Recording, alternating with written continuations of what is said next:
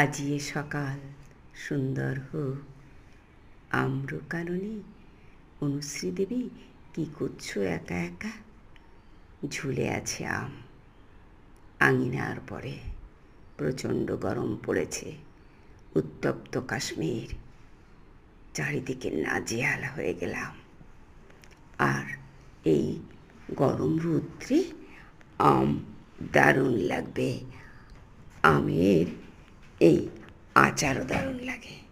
তারপরে আম দিয়ে শরবত, আমে পোড়া শরবত দারুণ বন্ধুরা।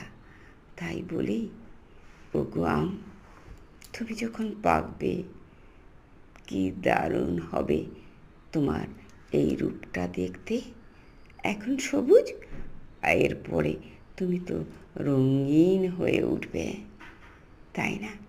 পরিপক্কতা তোমার জীবনে বয়ে আনবে এক অভিশাপ, তুমি তো পড়ে যাবে গাছ থেকে।